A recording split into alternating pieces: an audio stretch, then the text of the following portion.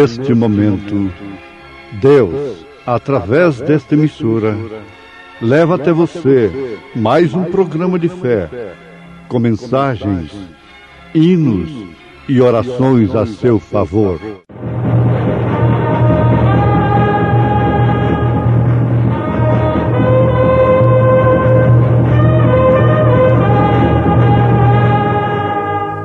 Fé para vencer. Somente crer, somente crer, tudo é possível, somente crer. Tendo por certo isto mesmo, que aquele que em vós começou a boa obra, a aperfeiçoará até o dia de Jesus Cristo. Nome bom, doce a fé, a esperança do porvir.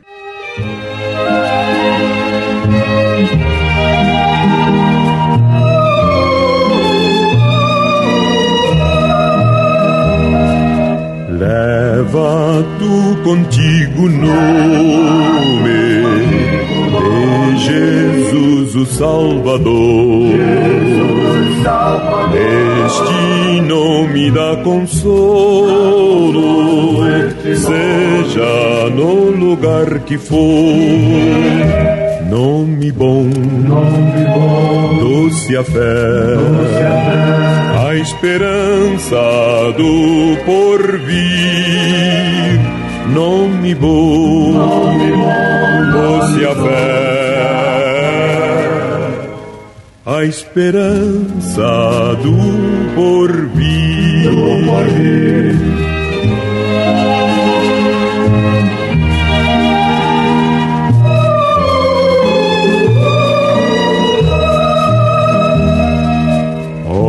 Que nome tão precioso, gozo traz ao coração. Sendo por Jesus aceito, tu terás o seu perdão.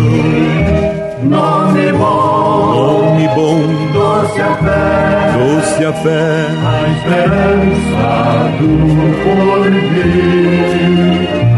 Nome bom, doce a fé, a esperança do porvir. A esperança do porvir.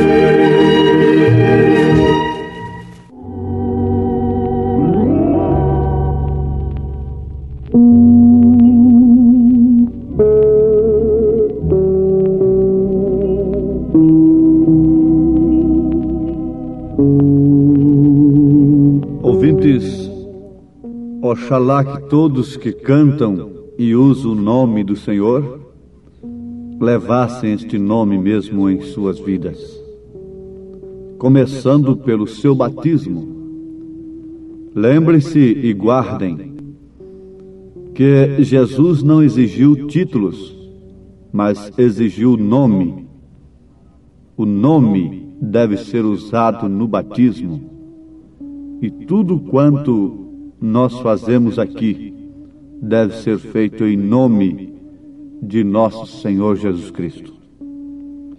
Peça o seu batismo em o nome do Pai, do Filho e do Espírito Santo, desta feita usando este nome, exigido por Jesus e obedecido pelos apóstolos, praticado pelos apóstolos, Senhor Jesus Cristo. Tendo por certo isto mesmo, que aquele que em vós começou a boa obra a aperfeiçoará até o dia de Jesus Cristo. Aos Filipenses, capítulo 1, versículo 6.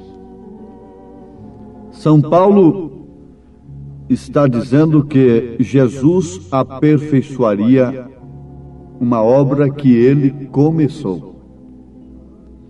Ele não pode aperfeiçoar uma obra que outro comece. Muitos esperam que Jesus vem aperfeiçoar a obra que um credo começou, um dogma começou, uma denominação começou. Mas vocês podem ver que nunca houve aperfeiçoamento.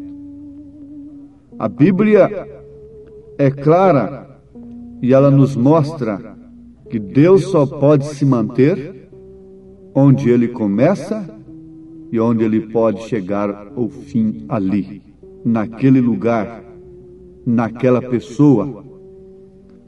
Você pode ver reis sendo abençoados, Deus começando com aquelas pessoas, mas Deus não terminou com elas.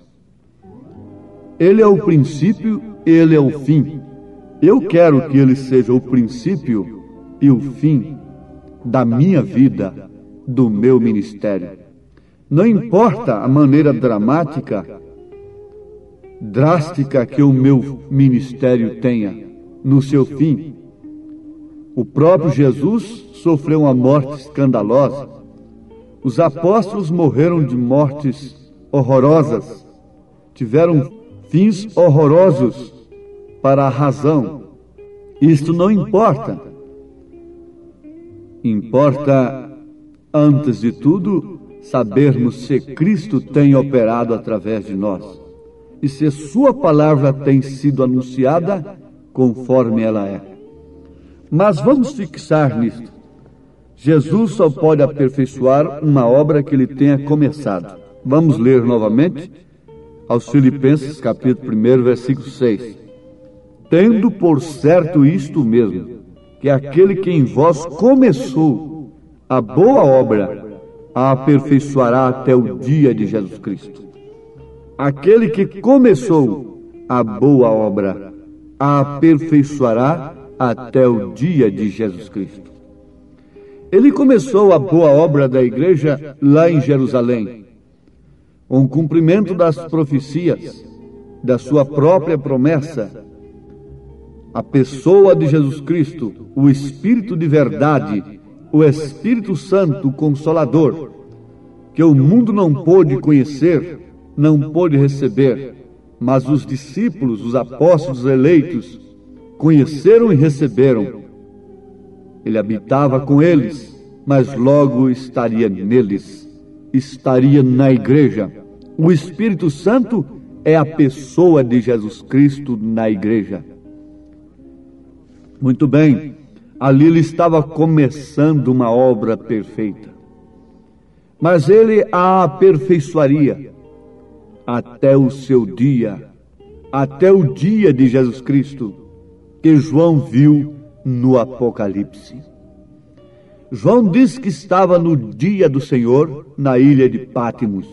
Ele não está se referindo ao sábado, nem tampouco ao primeiro dia da semana, que deve ser respeitado como o dia da ressurreição de Cristo. Não resta dúvida, deixando de lado o nome domingo, que sem dúvida alguma é uma herança do paganismo, mas foi a cristianização do paganismo, costumes dos verdadeiros cristãos, que aquele imperador tomou para fazer aquela mistura, aquele engano. Contudo, isto não significa que os cristãos não guardavam o primeiro dia da semana, não comemoravam aquele dia como dia da ressurreição. É o caso do crucifixo, da cruz. Quem usavam aquilo eram os cristãos primitivos. E para enganar, Constantino passou a usar a cruz. Aquela igreja falsa, aquela falsa vinha, logo tomou o crucifixo. Onde eles viram aquilo? Os cristãos verdadeiros que usavam. Eles se identificavam através de uma cruz. Eles carregavam uma cruz. Eles faziam o sinal da cruz no chão, quando muito perseguidos que estavam e queriam se identificar um com o outro. Então, eles faziam um risco de cruz no chão, e aquele outro já sabia do que se tratava. Ali estava um cristão. E o paganismo O imperador Constantino, que no ano 325, o ano do Concílio de Nicéia, onde foi criadas as 3 pessoas, porque também os pagãos tinham 3 pessoas, não é? Então, ele admitiu estas coisas e injetou estas coisas no paganismo, mas os verdadeiros cristãos não aceitaram. O Concílio de Nicéia foi composto de 3 classes de pessoas: verdadeiros cristãos, cristãos nominais e os pagãos. Os verdadeiros cristãos, quando deram por conta, eles não seguiram adiante com aquela farsa. Eles recuaram e por isso morreram, por isso foram sacrificados.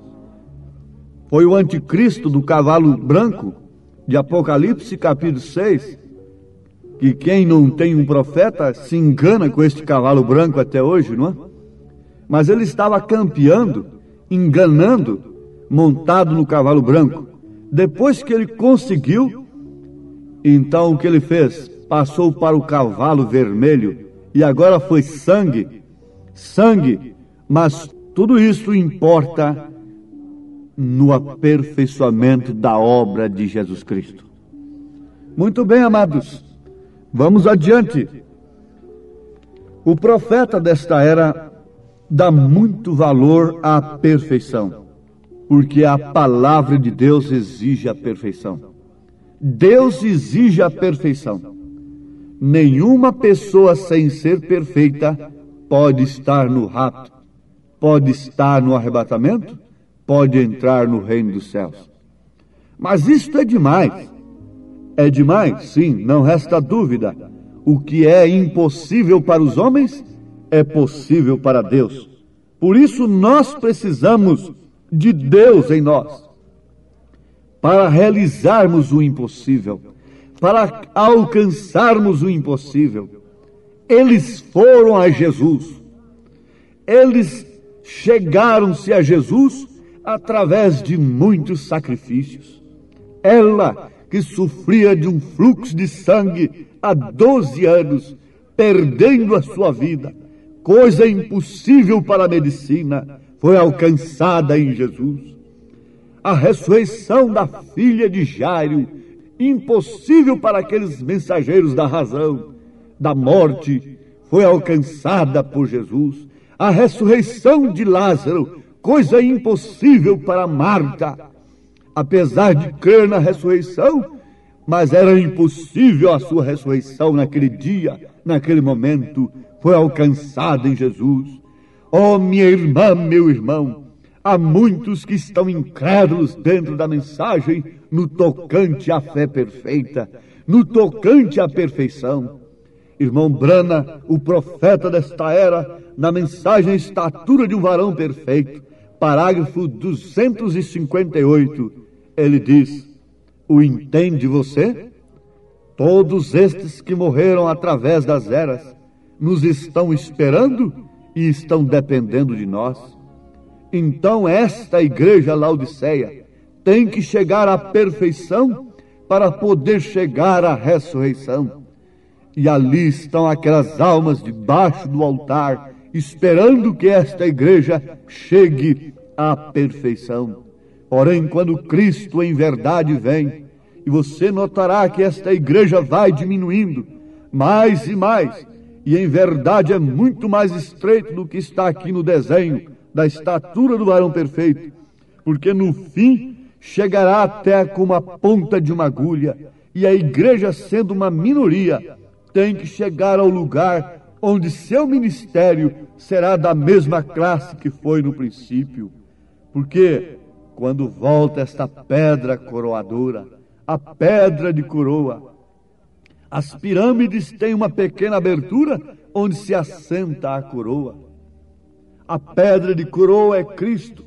A noiva deve já ter subido estes 7 degraus: fé, virtude, conhecimento, temperança, paciência, piedade, amor fraternal. E o Espírito Santo está entre a pedra de coroa e sobre esta pirâmide de 7 degraus. Onde você está? Você está esperando o profeta voltar individualmente para te levar para ali? Ou a mensagem que ele pregou não te conduz a esse estado? Ao estado de fé, de virtude, de conhecimento, etc.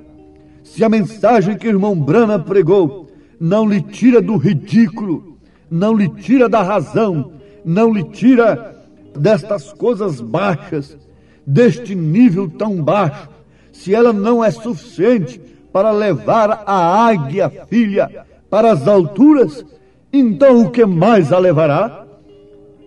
Na mensagem, o sinal, parágrafo 16, ele fala a mesma coisa, que eles estão aguardando pela nossa ressurreição.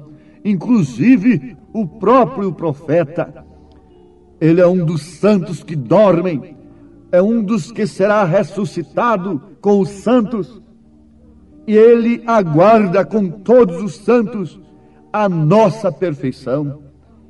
Irmão Branham tem pregado mensagens, deixou tudo pregado. A fé para o rapto está nas mensagens. Ele deixou pregada a mensagem da perfeição, para que, quando a pressão viesse sobre a noiva, ela tivesse este alimento suficiente para subir às alturas. Então dar-se-á a ressurreição, e logo tudo estará acontecendo. Vejam, ele começou a boa obra, por isso ele a aperfeiçoará. Ele que começou, não foi um homem, não foi um credo, não foi um dogma. Ele começou, ele a aperfeiçoará até o dia de Jesus Cristo. Mas São Paulo está se referindo a quem? Tendo por certo isto mesmo, que aquele que em vós começou a boa obra, aquele, ele está se referindo ao Espírito Santo, ao Espírito Santo de verdade, que é a própria pessoa de Jesus Cristo em nós. Quem foi que começou a obra na igreja primitiva?